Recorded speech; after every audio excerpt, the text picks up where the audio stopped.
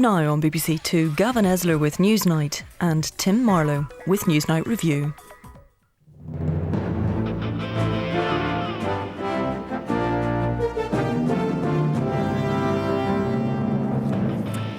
Tonight, Christians and Muslims, critical friends or disastrously divided. The former Archbishop of Canterbury asked Muslims to be more openly self-critical, but his views are dismissed as offensive, wrong and recycling old prejudices.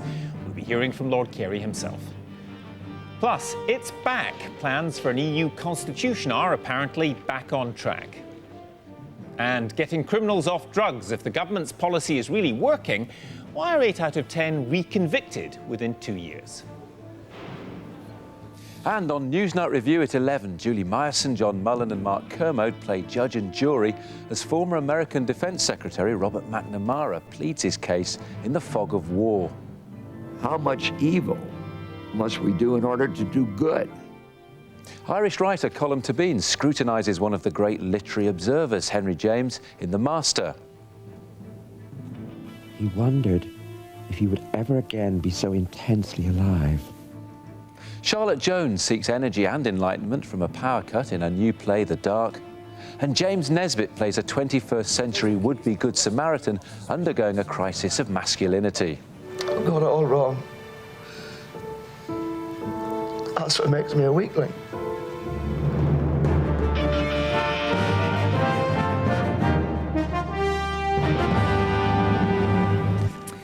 Good evening. Is it possible to have a grown-up debate about the failings of Islam, Christianity and Judaism? And how do you offer criticisms of Islam in particular without appearing, however unintentionally, to back up some very nasty stereotypes and prejudices? The former Archbishop of Canterbury, Lord Carey, must be wondering along these lines tonight after a lecture he gave to an academic audience in Rome was dissected back here in Britain and called disastrous, nonsense, wrong and likely to contribute to the gulf between Islam and Christianity. We'll hear directly from Lord Carey in a moment. First, Zubaydah Malik on the lecture and reaction to it.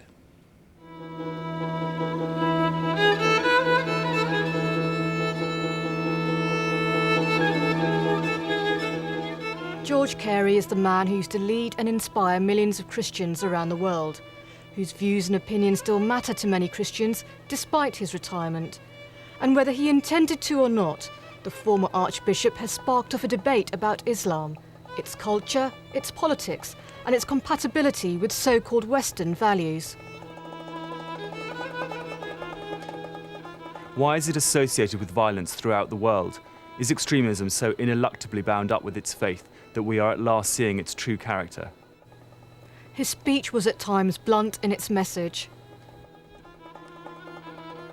Although we owe much to Islam handing on to the West many of the treasures of Greek thought, it is sad to relate that no great invention has come for many hundreds of years from Muslim countries. Demanding at times more self-criticism from its leaders. Very few Muslim leaders condemn, clearly and unconditionally, the evil of suicide bombers who kill innocent people. We need to hear Muslims expressing their outrage and condemning such evil. In a week when tensions have been heightened in the Middle East with the assassination of Sheikh Yassin, the spiritual leader of Hamas, and on the eve of a seminar between Christians and Muslims led by his successor, Rowan Williams, many have questioned the wisdom over the timing of his speech. Muslims have been feeling under siege for the last few years. They look at the problems on the ground in Palestine, in Kashmir, in Chechnya, and they really feel that the world is not caring for their problems. So the remarks of Lord Carey have to be seen in that context. They seem to come from an outlook of superiority towards a people that are considered to be inferior in some way, and especially their religion. And when something like that comes in such a way, it makes people go on the defensive, and it further separates the gulf that exists between Islam and Christianity.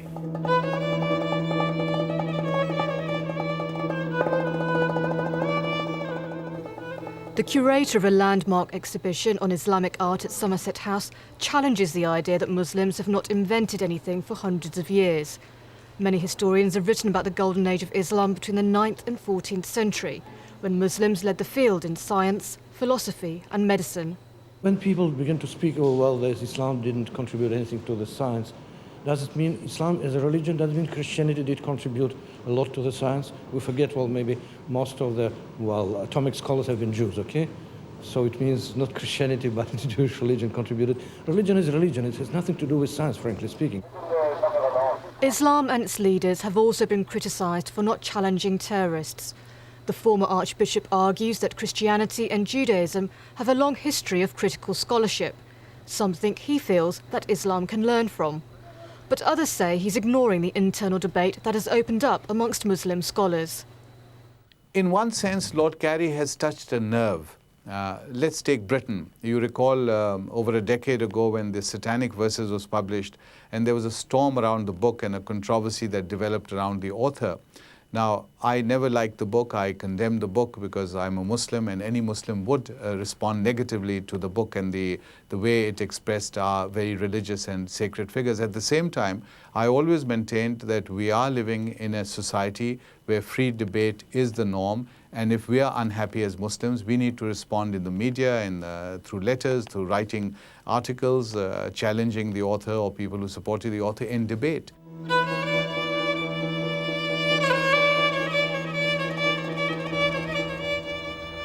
Post 9/11, Islam and Muslims have come in for growing criticism. There are those in the community who feel that in the current climate, it appears to be more acceptable to criticise Islam than any other of the main religions. But should those who do this take into account or bear any responsibility of the impact their words have on ordinary Muslims? I think we as Muslims have taken perhaps more criticism than any other faith, because we have been put under a microscope over the last, certainly over the last 2 years or 3 years. And we have taken that criticism extremely seriously. We have responded to that criticism. We have sought to dispel the misconceptions which have been spread. Muslims in Britain say the constant questioning of their faith is making them feel alienated from society as a whole. I feel that I'm threatened and undermined, and so the Muslim community. I usually would hope for a bit more understanding, and you know, Britain's claimed to be sort of like such a tolerant society, and yet often these criticisms, it comes from a view which seems to be quite blinkered and ignorant.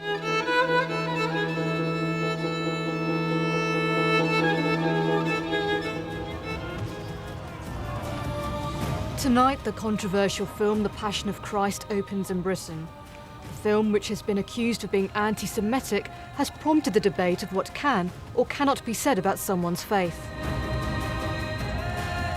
We've got to understand that religious leaders are not guaranteed a full understanding of their own faiths, let alone of other people's. And I believe it's terribly important, now that we're all one world, so obviously globalised, that religious leaders are ready to be criticised by one another so that the cause of God can go forward. If 9/11 hadn't happened, if there was no war on terror, would George Carey still have made his speech? And would his words have had the same impact, potentially exacerbating the growing gulf between Christianity and Islam? Zubaida Malik, before we came on air, I caught up with Lord Carey in Rome. I asked him why he felt it appropriate to make his comments now when, as we've been hearing, many British Muslims feel they're already the victims of prejudice and misunderstanding. My speech on Islam and Christianity, collision or convergence, was meant to make a contribution to a debate that's greatly needed when two great faiths are in danger of being highly polarized. You ask in your speech why Islam is associated with violence around the world. Isn't that extremely offensive to Muslims, the idea that theirs is a violent religion? I'm asking a question that I think is very relevant indeed, but I'm also asking it in a context in which I'm looking at the West as well and saying that we have a lot to answer for. So, in fact, it's not a one-sided examination. It is a contribution to a debate. It is asking the question that I believe it's possible for two great faiths to live together, and we must find ways in which we can move from collision to collaboration. But can you see that the question in the mouth of a Muslim scholar is very different from that of a former Archbishop of Canterbury? People would take offence because of who you are. I hope my career and ministry so far indicates that I'm a friend of Muslims. I've spent a great deal of time in the company of Muslims. I know many of them by name, personally, as my speech indicates. So it is a contribution from a friend who's asking, yes, tough questions, but I'm also asking tough questions of the West and of Christianity as well. Therefore, when I gave the speech last night, it was well received by Muslims present as it was by the Christians. You also talk of the glaring absence of democracy in the Middle East, but aren't you blaming the victim? It's hardly the Arab people's fault if they're ruled over by Saddam Hussein or Colonel Gaddafi. No, that's indeed true. But on the other hand, part of the polarization that's going on, I also point the finger at the West. You're not asking me why I'm critical of Christianity, why I'm critical of America, why I was so critical of Israel in the speech. And I think the reason why you're focusing on this, you're focusing on the most controversial aspect of the dialogue that's going on at the present moment. And therefore, we do have to address tough questions of one another. You say that it's sad that no great invention has come out of Muslim countries in hundreds of years, but you could make the same point about Africa or about other religions, and you can understand that people find this very condescending. The first 500 years of Islamic revolution is one of great achievement. But for the last few hundred years, we haven't had the same degree of progress. I'm asking the question why. I'm also saying that the Muslim world is noted for many brilliant people, and therefore I look for a greater collaboration between the two great parts of the world. So you see, the dilemma we all have is, can one actually be critical of one another without it being mistaken? Everyone will agree with one point that you make, that this is a fight for the soul of Islam. But in seeming to criticize the religion, aren't you helping those who would like to think of the West as the enemy? No, I think it's very important that we do have the kind of dialogue which I believe we are getting to these days, when we're able to ask tough things to one another. Muslim leaders are not afraid to talk to me about Western excesses.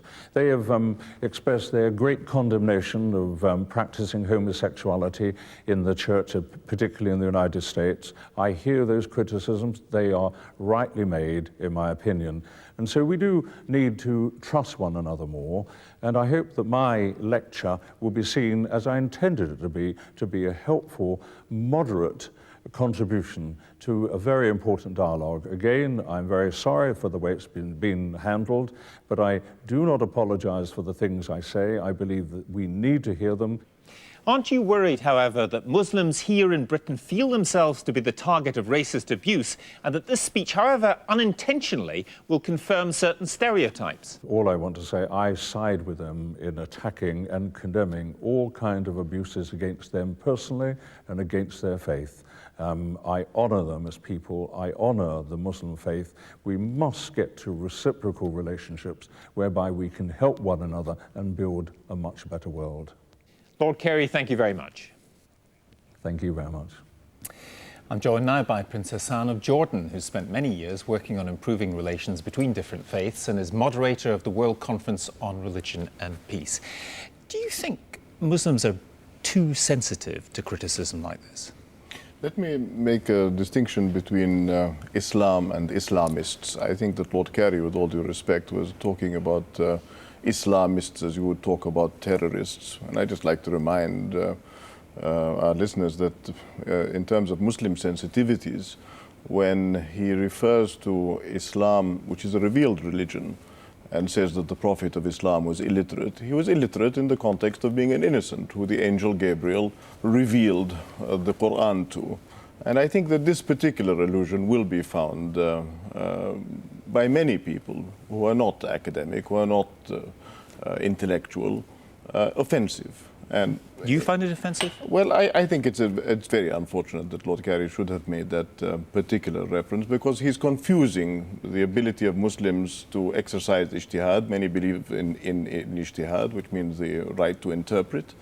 But when it comes to our interfaith conversations, and I've been talking to Lord Carey for about 25 years now, I would just like to say that we never touched metaphysics. So, I mean, I think a Christian might find it offensive if I questioned the relevance of the Holy Grail, for example. I mean, these are points of belief, and I believe in the civilizing power of faith. Are you disappointed then in what you heard from Lord Carey? It was a very long, complex lecture, but at bottom, do you feel very disappointed because he is your friend? I was disappointed in what I read in the Daily Telegraph. I have spoken in the Gregorian myself, and I have made it very clear that loose references to Christian civilization and Islamic civilization imply that there is a dichotomy, but effectively the dichotomy exists today in the culture of war on terror, which happens to be a joint effort. And I'd just like to make it very clear that I, for one, have regard terrorism as an affront to humanity. I was the first to condemn the day after 9/11. And Lord Carey did not refer to 400 Muslims who were killed in the Twin Towers. Let me put to you one or two of the specific points that he raises. One is a very important issue. He asks, why is Islam associated with violence throughout the world, in conflict with Jewish people, in conflict with Christians, with Hindus and with Buddhists, all across the world? Well, I think you could apply exactly the same statement to Christianity. I mean, in our part of the world, after all, Arabs are a minority in Islam. But Arab Christians, Christianity, after all, was born in our part of the world, not in Lambeth, with all due respect. I'd just like to say that Arab Christians are in conflict with the occupation. 22% in 1967 have gone down to less than 1%. He does say, of course, that Sheikh Yassin was assassinated, and he does say that this is a shameful act. He criticises the Israelis very straightforwardly. Exactly, but again, he does not go on to say that the status of martyr given to Sheikh Yassin was the result, actually, of that assassination by the Israelis. Were you dismayed, as some Muslims were in Britain, at the statement, "It is sad to relate that no great invention has come from many hundred years from Muslim countries"? Well, I mean, that's like saying that traditional civilizations, the classics, the Greek, Roman civilization, have not contributed to modern developments, but effectively Islam, and for that matter Judaism, were the bridge for the interpretation of and the translation of the great achievements of the ancients. But I think when you talk about hundreds of millions of Muslims all over the world, Islam is in the West, is a part of the West. 30% of our graduates don't come home. So, I mean, we have the whole of our middle classes in the United States, in Latin America, and in Europe. One of the points he makes very, very forcefully is that, as he puts it, very few Muslim leaders condemn clearly and unconditionally the evil of the suicide bombers. His point is that many moderate Muslims say suicide bombing is wrong and then tack on some conditions, criticism of Israel and so on. Is that fair? I think that the Israeli center at Herzliya, run by Boaz Ganor, produced a study called No Prohibition Without Definition. So if you ask an Israeli, was the blowing up of the King David Hotel justified in terms of the independence struggle for Israelis, they may well say yes. And, you know, I think that it's not a question of being fair. I think anything that violates the Hague Conventions and the Geneva Conventions, anything that violates humanitarian law, whether actions by state actors or non-state actors, has to be condemned. So suicide bombing is wrong, point? Absolutely. There's no doubt about it. I mean, and I'd just like to point out that the first suicide bomber in the Intifada happened to be a Christian. Just a final thought. Where does this leave the prospect of, how helpful or otherwise do you think this is to the kind of views that you would like to see and changes within the Muslim world? I think it's helpful in the sense that we have to keep struggling on. But he refers to Huntington. Incidentally, let me quote Huntington's last tack. He says, "The single most immediate and most serious challenge to American traditional identity comes from the immense and continuing immigration from Latin America." So maybe the next time we'll be here to discuss the way the Latinos have got it wrong. Prince Hassan, thank you very much. Now, as Mark Twain might have said, reports of the death of the EU constitution appear to have been exaggerated. Following the change in the Spanish government after the Madrid bombing, there's now a new impetus to agree a constitution by June. Here to explain it all, and hot foot from Brussels today, is our political correspondent David Grossman. How has it been raised from the dead, David? Well, quite simply, the political landscape of Europe has changed. The Spanish government fell as a result of the Madrid bombs. Spain was one of those two countries that was a roadblock to the constitution. The new government in Spain wants to make friends, specifically with France and Germany, and has said it's willing to do a deal. Also, I think as a result of the Madrid bombings, there's an appetite in Europe now to show unity. They think that the people of Europe may not understand if they sit around in their sort of exclusive areas talking about percentage points here of voting weights in the Council of Ministers, and all the time that the people of Europe are facing a terrorist threat. They might not understand really what Europe's for. So we're back talking about the Constitution and talking about what's in it specifically. And we're back with our old friends, those red lines, those areas that Tony Blair says that Britain will not concede its veto. So he was having to talk about that in Brussels again today. There is no way, and neither incidentally is anyone pushing us to give up British policy on tax or foreign policy or defence or the criminal justice system.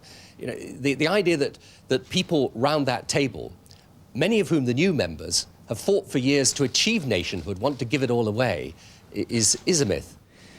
Well, he looks very cheerful, but it can't be good news for him that this has resurrected itself. No, it's big political problem. Two political problems, I would say. Firstly, the question of the referendum. The opposition parties, the Conservatives and the Lib Dems, are saying if you agree a constitution in Europe, the people of Britain should have a say on it in the constitution. The government says, no, that's not how we do things here. However, as chance would have it, we're voting in the European parliamentary elections June the 10th. Now, if the opposition parties get their way, we, the voters, will treat that as a de facto referendum on the constitution. And if Labour does badly, that could be a political problem for Tony Blair. Political problem number two, there is the ratification process, getting it through the Houses of Parliament. If you look at the timetabling of this, it could be in a Queen's speech in October, which means it could end up in the House of Lords next spring, 2005, like that, something like that, which is bang the sort of time we're thinking about a general election. So there could be a big row in the Lords at the time that we're voting in a general election. So what's the cunning plan for dealing with this? I think the cunning plan, if plan it is to get this thing done and dusted as soon as possible. Get it through quickly, and just, he can't avoid it coming before. I want to do it. There's no point coming and then saying, yeah, you want to do it, then not turn up. It's helped me a lot, and without him, I wouldn't be where I am today. Drug treatment and testing orders were introduced in 1998. Since then, more than 18,400 orders have been imposed, and the budget to run them has gone up to more than £53 million. Offenders over 16 are expected to have 2 drug tests a week and spend up to 20 hours a week in contact with probation workers and counsellors. When it started, the scheme was part of the government's response to prison overcrowding and the growing public anxiety about the increasing links between drug addiction and crime. We won't tackle crime if we bail drug abusers back on the streets without giving them treatment. This is very close to my heart, to avoid the revolving door, so that rehabilitation after treatment helps people to escape the conditions and the circumstances from which the problem arose in the first place. What we are doing is trying to make sure in particular that where people are engaged in crime, where they're persistent offenders, that they get a choice as quickly as we can, which is a choice either to take drug rehabilitation treatment or they're liable to go to custody and into prison. Now, already with these drug treatment testing orders, they've been very successful. We had about 5,500 to 6,000 of them. But last year, according to today's National Audit Office's report, only 28% of offenders managed to finish their drug treatment and testing orders or had them terminated early because they'd made good progress. The others, nearly 72%, failed to finish the courses either because they didn't turn up for treatment and testing or because they'd committed more crimes. The NAA report says that in a survey of offenders who'd been put on the orders in the first pilot studies, about 80% had been reconvicted within 2 years. Even for those who'd finished the course, 53% were reconvicted.